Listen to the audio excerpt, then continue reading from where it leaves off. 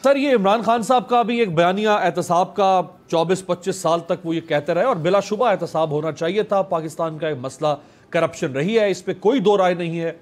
अगर कोई ये कहे कि करप्शन नहीं थी, एहतसाब नहीं होना चाहिए था, तो ज़ाहिरी बात है वो इस मुल्क का खैर ख्वाह नहीं हो सकता। लेकिन ये जो कुछ हो रहा है, जो मैंने अभी तफसील बयान की, लोग पकड़े जा रहे हैं, बाहर निकल रहे हैं, अदालतें कह रही हैं कि ये गलत पकड़ा जा रहा है, ये मासूम लोग हैं। देखिए, बात ये है कि ये मासूम लोग उतने ही हैं जितना हर चोर चोरी करने के बाद कहता है कि मैंने चोरी नहीं की।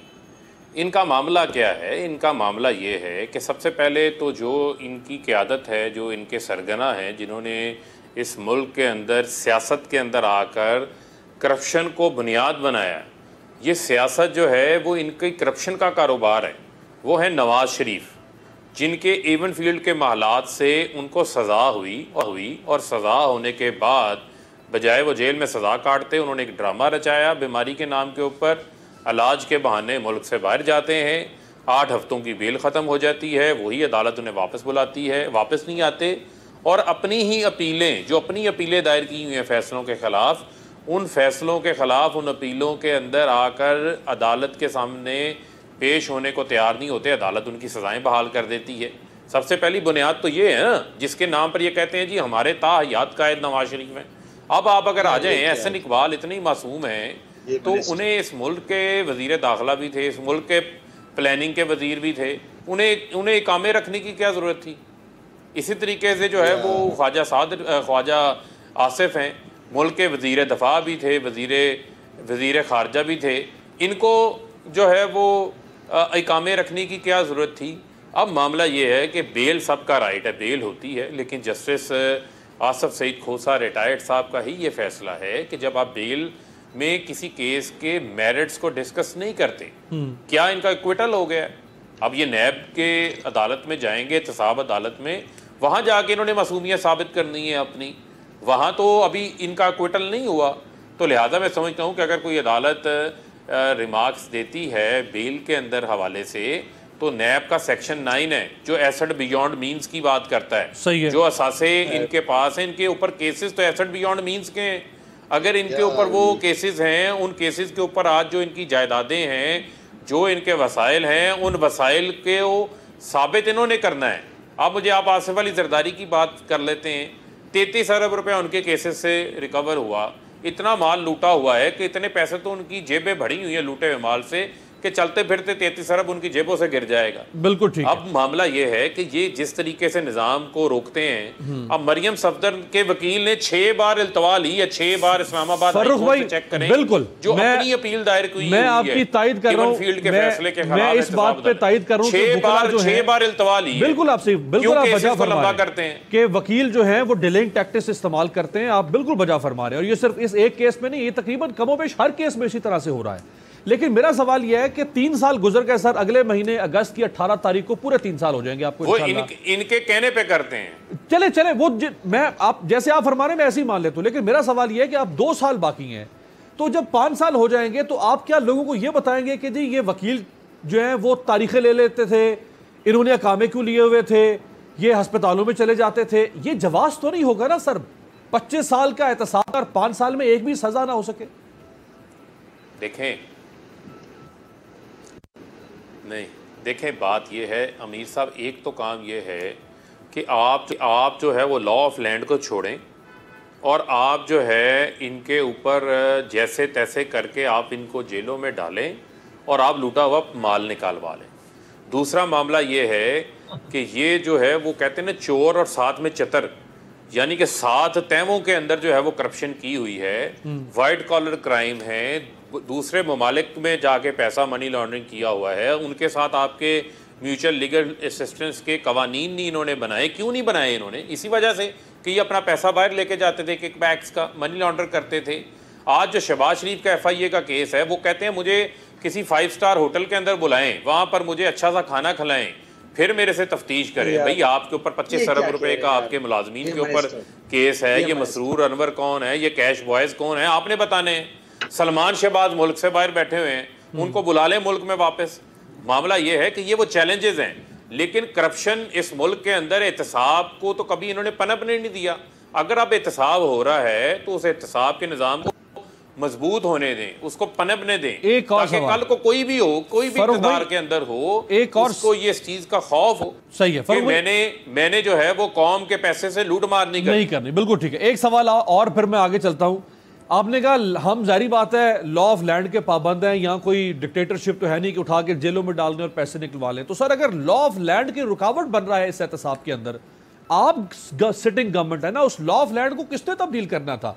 खुद चीफ जस्टिस मौजूदा जस्टिस गुलजार अहमद साहब ऑनरेबल, उन्होंने ये आपसे कहा कि आप 125 नई अदालतें बनाएं। आपने कहा कि जी हमारे पास पैसे नहीं नई अदालतें बनाने के। इसको भी तकरीबन 1 साल होने को है चीफ जस्टिस की रिकमेंडेशन को। तो जहां पर रुकावट है उसको तो आपने दूर करना था।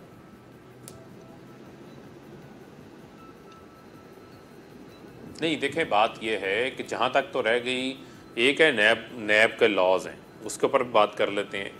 एक है अदालतों के हवाले से। अदालतें 30 नई अदालतें बन रही हैं। जब किसी जगह अदालत बनती है तो उसकी पूरा एक आपको इस्टेब्लिशमेंट क्रिएट करनी पड़ती है, फिर आपको जजेस प्रोवाइड करने पड़ते हैं, उससे मुतल्लिका एडमिनिस्ट्रेटिव स्टाफ आपको प्रोवाइड करना पड़ता है, पूरा बजट फ्राहम करना पड़ता है, मौजूदा वसाइल के अंदर रह के ये काम करना है। वो हमने कर दिया, 30 अदालतें जो हैं वो कायम हो गई। लेकिन मैं ये सवाल पूछता हूँ, कोई पूछेगा इस बात को कि एक साबका लाहौर हाई कोर्ट के एक चीफ जस्टिस रिटायर हुए हैं, उन्होंने क्या वजह थी कि उन्होंने नैब अदालत के 3 जजेस को उठा के जो है वो ट्रांसफ़र कर दिया? कहाँ भेजा ताकि केसेस ही ना सुन सके, उनके बदले किसी नई जज को भी नहीं लगाया?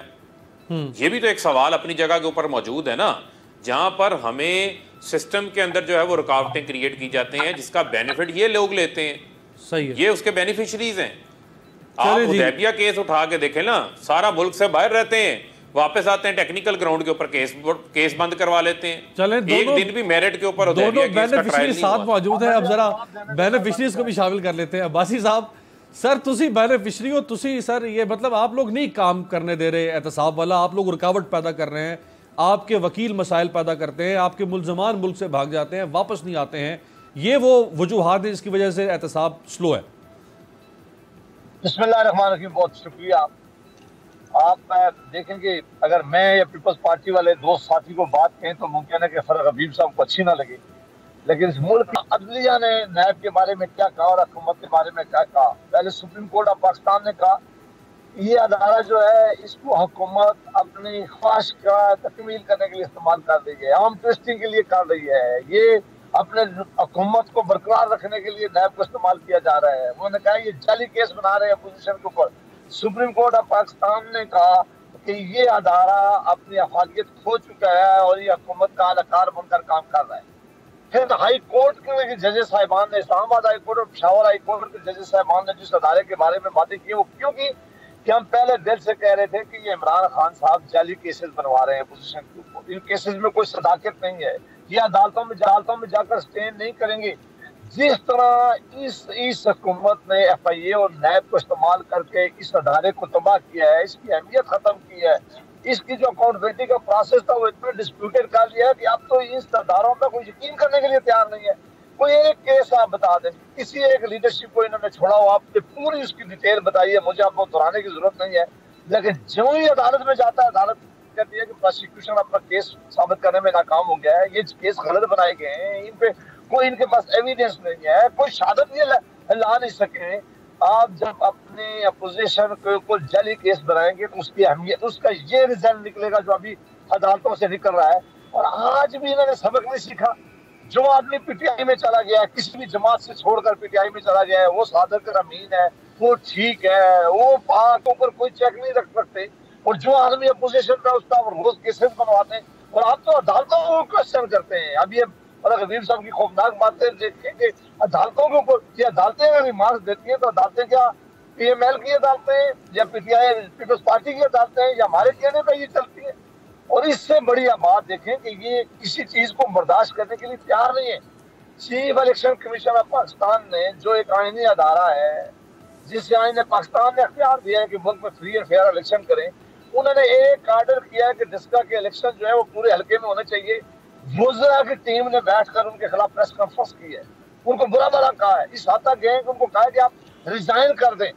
ये मुल्क के अदारों को खिलवाड़ जो बना रहे हैं, उसके साथ जो खेल रहे हैं, ये बड़ी खतरनाक गेम है। आप आपने अकाउंटेबिलिटी का इतने नारे लगाए थे, इतना आपने कहा था कि हम लूटा हुआ पैसा वापस दे आएंगे, हम इन लोगों को सजा दिलवाएंगे। कोई एक केस बताएं जिसमें लूटा हुआ पैसा आप वापस दे के आए, किसी एक को आपने सजा दिलवाई और आपको पहले नहीं पता था। सजाएं तो अदालतों ने अल्टीमेटली देनी है। सब्सक्राइब करें और बेल दबाएं ताकि कोई खबर रह न जाए।